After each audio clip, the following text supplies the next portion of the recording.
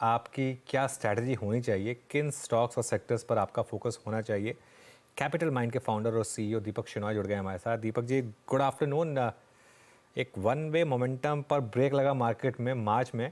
एक ऐसा लगा कि फाइनली एक बड़ी बड़ी करेक्शन आ रही है, और वो आई भी शायद छोटे स्टॉक्स में, लेकिन निफ्टी पर वापस एक शैलो करेक्शन के बाद ऑल टाइम हाई। किस तरीके से देख रहे हैं आप मार्केट को इस समय?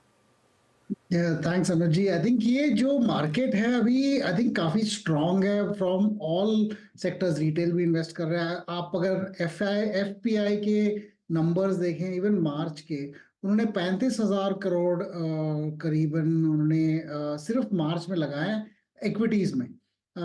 तो जिस तरह से जो स्मॉल और मिड कैप का जो करेक्शन हो रहा था वो लार्ज कैप में नहीं हो रहा था, क्योंकि वो एफ आई ज्यादातर लार्ज कैप में इन्वेस्ट करते हैं। तो मुझे ये लगता है कि एक्चुअली दो चीजें हैं कि हालांकि मार्केट काफी ऊपर चला गया है, उसका जो पी रेशियो है, ओवरऑल पी रेशियो उतना भी ज्यादा नहीं है कि आप बोल सकते हैं कि ये बहुत एक्सपेंसिव है। दूसरा ये चीज आप अगर स्मॉल और मिड कैप्स में भी देखें, स्मॉल और कैप्स के पी रेशियोज भी उतने ज्यादा नहीं है कि हम उनको बोल सके कि पहले जितने हुआ करते थे उससे बहुत ज्यादा एक्सपेंसिव। इनफैक्ट पहले इनके पी रेशियोज और भी ज्यादा हुआ करते थे। अब उनके अर्निंग्स ने काफी कैचअप कर लिया है, तो इसलिए उनकी पी रेशियोज में ज्यादा चेंज नहीं हुआ है। The earnings have caught up.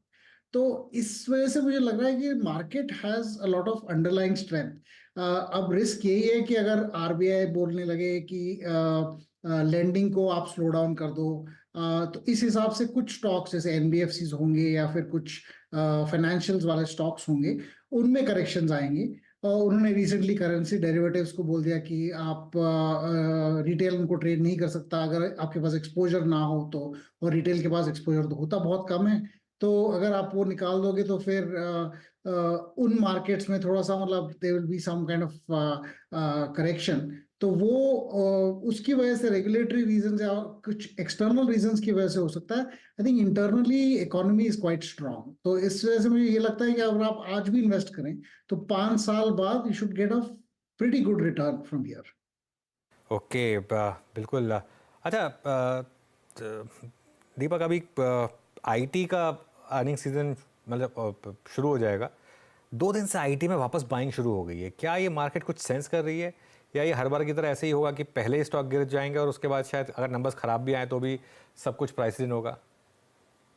ये हमेशा होता है आई थिंक, क्योंकि वो पहले अनुजी वो आईटी कंपनीज रिलीज करती हैं रिजल्ट्स। इस बार मुझे ये लगता है कि उतना अच्छा होगा नहीं रिजल्ट अभी तक। जो यूएस में जो जितने नंबर्स आए हैं, जैसे कॉग्निजेंट के रिसेंटली नंबर्स आए थे, या फिर जो आईटी कंपनीज के लास्ट क्वार्टर के भी रिजल्ट्स आए थे, उससे ये कुछ अंदाजा नहीं हुआ है कि मतलब जो स्लो डाउन चल रहा था in general in IT sector, वो स्लो डाउन खत्म हो गया कि नहीं हुआ। आई थिंक ये हुआ जरूर है कि उनके जो सैलरी बिल्स हैं, जितना वो कोविड के बाद उनका जो इन्फ्लेशन आया था सैलरी बिल्स में, वो इन्फ्लेशन अब नहीं रहा। और इनफैक्ट उन्होंने काफी अपने वर्कफोर्स को कम कर दिया है। तो उस वजह से उनके कॉस्ट्स थोड़े से नॉर्मलाइज हो गए होंगे। लेकिन मुझे लगता है रेवेन्यूज भी उतने ज्यादा नहीं बढ़ेंगे, और इस बार भी हमारी जो कमेंट्री आएगी मोस्टली, मुझे लग रहा है एटलीस्ट, कि वीक ही आएगी अगले 2 क्वार्टर तक, जब तक कि यूएस में थोड़ा सा स्टेबिलिटी ना आ जाए in terms of inflation, sorry, elections और फिर इंटरेस्ट रेट्स, जो हमेशा से यही कि ये आई थिंक चर्चा रही है कि कब फेड अपने इंटरेस्ट रेट्स कम करना स्टार्ट करेंगे। वो अभी तक हमें पता नहीं चला। तो जब तक वो नहीं आता, I think stability in IT earnings आएगी नहीं। तो तब तक आई थिंक पोजीशन रखिए भी तो आई थिंक कम ही रखिए, जब तक आपको क्लैरिटी ना मिले। तो उसके बाद I think you can take positional bets. Deepak ji, आज एचडीएफसी बैंक के क्वार्टरली अपडेट्स आपको लगे कैसे? आज प्राइस सेक्शन स्ट्रांग है। इस प्राइस पे risk reward ratio with this quarterly updates आपका क्या होगा? तो अभी तक एक्चुअली प्रॉब्लम इसमें ये है कि उन्होंने कासा का नंबर अच्छा आया था, लेकिन एडवांसेस ग्रोथ बहुत टेपिड से थे। कॉर्पोरेट ग्रोथ नेगेटिव था, which is a problem, because उनकी जो क्रेडिट कार्ड की जो ग्रोथ है वो आरबीआई उसको कम करना चाहती है। और वैसे ही उस पे अगर आरबीआई उसको कम करना चाहती है तो फिर उनका ऑफसेटिंग जो बेस है वो कॉर्पोरेट लेंडिंग ही होगा। लेकिन वो नहीं बढ़ रहा है, तो उस वजह से आई थिंक रेवेन्यूज में थोड़ी सी और मार्जिन में थोड़ी सी मतलब कमी आएगी कंपेयर टू लास्ट ईयर। लेकिन अभी तक मर्जर कंप्लीटली मतलब असिमिलेट नहीं हुआ है, और उस वजह से उनकी जो HDFC की जो होलसेल लेंडिंग हुआ करती थी जिसमें वो लैंड के अगेंस्ट लोन दे सकते थे, अब HDFC बैंक उस लैंड के अगेंस्ट लोन नहीं दे सकता है, क्योंकि अलाउड नहीं है लैंड के अगेंस्ट लोन देना फॉर बैंक्स। सो उस वजह से उस सेक्शन में जो आई थिंक जो जो उन्होंने ग्रोथ दिखाया था लास्ट ईयर, जब वो मर्ज नहीं हुए थे, उस बार वो वाली ग्रोथ नहीं आएगी in their earnings, in revenues. लेकिन मुझे ये लगता है कि आई थिंक थोड़ी सी क्लैरिटी आएगी जब तक how till what time this problem with margins will last. ये जो मार्जिन्स इनके जो कम हुए हैं उस मर्जर की वजह से, at some point may be 1 year 1.5 years down the line इनके जो मार्जिन वापस नॉर्मलाइज हो जाएंगे। लेकिन मुझे ये लगता है कि इस क्वार्टर में नहीं होंगे, अगले क्वार्टर में भी नहीं होंगे। लेकिन हमारा अंदाजा था कि 2025 सितंबर के बाद थोड़ी सी नॉर्मलाइजेशन दिखने को मिलेगी। कमेंट्री पे डिपेंड करेगा। आई थिंक नंबर्स जो आए हैं वो नॉर्मल ही हैं। I don't see the reason for excitement right now. Okay अभी एक्साइटमेंट बहुत नहीं है दीपक जी को। अच्छा, मैं जिस क्लास ऑफ स्टॉक्स में गया जिन्होंने पार्टिसिपेट नहीं किया तेज़ी में, जो बैकफुट पे रहा है, अभी उन्हीं को छेड़ रहा हूँ दीपक जी। एक स्टॉक और याद आता होगा आपको भी और मेरे को भी आता रहा है, दैट एशियन पेंट्स आज स्ट्रॉन्ग है। मतलब मैं टेक्निकली देखूं तो इट्स ऑलमोस्ट 200 वे यानी 200 week exponential moving average. I think ये वो स्थिति है जो कि इवन कोविड में भी नहीं थी। ये प्राइस लेवल सिवियर था। आपका व्यू ठीक है, आई मीन एक प्लेयर है सिस्टम में नया, उसकी थोड़ी सी आई थिंक उसका इम्पैक्ट है, लेकिन इस प्राइस पर एशियन पेंट्स पे आपका व्यू? एक्चुअली इसमें प्राइस का ये प्रॉब्लम है कि एशियन पेंट्स बहुत एक्सपेंसिव है। अगर आप ₹1 का अर्निंग के लिए आप ₹80 का मार्केट कैप देते हो, which means P ratio of 80 times, जो पहले 40 ही हुआ करता था 2013 14 15 में। उसके बाद से जब ये पी रेशियो इंक्रीज होना शुरू हुआ, अर्निंग्स भी इंक्रीज हुए। अर्निंग्स सिर्फ 10-12% के हिसाब से इंक्रीज हुए हैं अदर देन लास्ट 2 years। लेकिन मुझे लगता है एक तो दो चीजें, एक तो उनकी पी रेशियो काफी हाई है, और अब कंपटीशन भी आ गया, JSW भी आ गया, बिरला भी आ गया, और जो बाकी कॉम्पिटिटर्स हैं वो भी अपना मतलब गेम इंक्रीज कर रहे हैं। इसकी वजह से ये अब एंड में तो यही साबित होगा कि जिसका डिस्ट्रीब्यूशन बेटर है वही विनर होगा। लेकिन हो सकता है कि बीच में बिकॉज ऑफ कंपटीशन थोड़ी से मार्जिन्स में कमी आए और ग्रोथ में भी कमी आए। इसके अगर आप ये चीज देखें कि ग्रोथ में कमी आएगी, मार्जिन्स में कमी आएगी, और आप 80 टाइम्स अर्निंग्स दे रहे हो आज, तो शायद वो चीज मिक्स नहीं होती है कि अगर आप 40 टाइम्स अर्निंग्स दें तो शायद वो फिर भी ठीक है, लेकिन 80 टाइम्स बहुत ज्यादा है।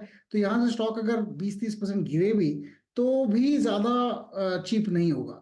तो मेरे हिसाब से it is a expensive stock. It should be bought on technicals, not really on fundamentals, because यहाँ पे अर्निंग्स ग्रोथ की ज्यादा मतलब होप्स नहीं है, ज्यादा 12-15% के ऊपर, एट बेस्ट 15%। एंड देयरफॉर मुझे लगता है कि इसमें डाउट, सच में कहूँ तो मार्केट में और बेटर अपॉर्चुनिटीज हैं इस हिसाब से, lower P ratios, higher growth rates. अच्छा, एक आपसे सवाल पूछूंगा क्योंकि ये सवाल इंपॉर्टेंट है हमारे व्यूअर्स के हिसाब से, एक्सचेंज स्टॉक्स के लिए, मार्केट पार्टिसिपेंट स्टॉक्स के लिए। आई एम श्योर आपने वो RBI का जो सर्कुलर है वो पढ़ा होगा करेंसी डेरिवेटिव्स मार्केट्स को लेकर। एक बड़ी डिबेट चल रही है कि क्या बस एक वन शॉट में इस तरीके से एक मार्केट बंद हो जाएगी, क्योंकि उसके वॉल्यूम्स काफ़ी होते हैं। और तो आपका क्या व्यू है उसके ऊपर, अगर कुछ स्टडी किया हो तो आपने? तो अनुज जी, इसमें एक्चुअली मेरे व्यूज काफी स्ट्रांग है कि ऐसे नहीं करना चाहिए कि सडनली आप मार्केट को डिसरप्ट कर दे इस तरह से, कि मार्केट को सडनली बंद ही किया जाए ऑलमोस्ट। अब रिटेल अगर ट्रेडर है या इन्वेस्टर है, अगर उनके पास करेंसी फ्यूचर्स के पोजीशंस है, आपने जब करेंसी डेरिवेटिव्स को परमिशन दी थी तो आपने कहा था कि एक्सपोजर होना जरूरी नहीं है। इनफैक्ट स्पेसिफिकली लिखा था जिस RBI सर्कुलर में पहले, कि यू कैन हैव एक्सपोजर और नॉट, और अदरवाइज। सडनली आपने देखा कि यार ये मार्केट अगर मतलब इंक्रीज हो रही है, और RBI अगर सडनली कहने लगा है कि 3 महीने का टाइम देता हूं, आप प्रूव करो कि आपके पास अंडरलाइंग एक्सपोजर है, जब जरूरत नहीं थी पहले। और ये भी कहना कि ये तो पहले से यही था प्रिंसिपल, लेकिन प्रिंसिपल अगर था तो पहले रूल्स क्यों आए कि आपने बोला कि नहीं, आपको जरूरत नहीं थी एक्सपोजर की।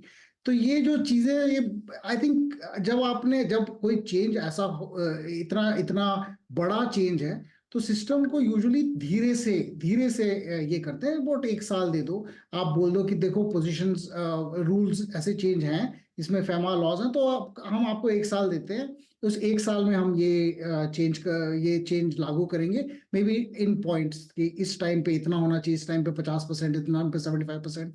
ये यूजुअली आरबीआई यही करते हैं, लेकिन इस रूल में उन्होंने ऐसा नहीं किया। उन्होंने सडनली बोल दिया कि देखो बंद करो। और ये जितने वॉल्यूम हम देख रहे हैं मार्केट्स में, एक्सचेंजेस में, ये बहुत छोटा है in comparison with interbank markets, जहां एक्चुअल फॉरेक्स की ट्रेडिंग होती है। यहाँ पे तो आईएनआर और यूएसडी का जो सेटलमेंट है वो तो आईएनआर में ही आता है, आपको रुपीज में आता है, आपको कोई डॉलर्स नहीं मिलते हैं।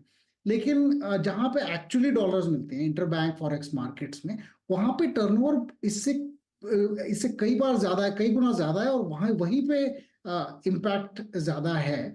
तो आई थिंक ये जो उन्होंने किया है वो इतनी छोटी मार्केट के लिए इतना सडनली इतना बड़ा डिसरप्शन, ये बात ठीक नहीं है। आई थिंक इसमें थोड़ी सी चर्चा, एटलीस्ट डिस्कशन होनी चाहिए थी प्लेयर्स के साथ, इंडस्ट्री के साथ। हम उसमें नहीं है, हम उसमें प्लेयर्स ही नहीं है। पर ये जरूर ऐसा लगता है कि अगर प्रेसिडेंट बन जाए कि कोई भी किसी भी मार्केट को सडनली बंद कर सकता है, तो लोग पार्टिसिपेट नहीं करेंगे हमारे मार्केट्स में। और हम बड़ी बड़ी कंट्री अगर बनना चाहते हैं, तो हमारे रूल्स भी इतने आर्बिट्ररी नहीं होने चाहिए। ये मेरा फीलिंग है कि आई थिंक इस तरह से नहीं होना चाहिए। आप बंद करिए, आपका रेगुलेटरी हक बनता है, पर थोड़ा सा ध्यान रख के करिए। ये नहीं कि सडनली आपने बंद कर दिया, आप ही के रूल से चला था पहले। बिल्कुल, बहुत बहुत शुक्रिया आज हमारे साथ जुड़ने के लिए दीपक जी, और हमसे बात करने के लिए। चलिए, ये दीपक जी से मैं सवाल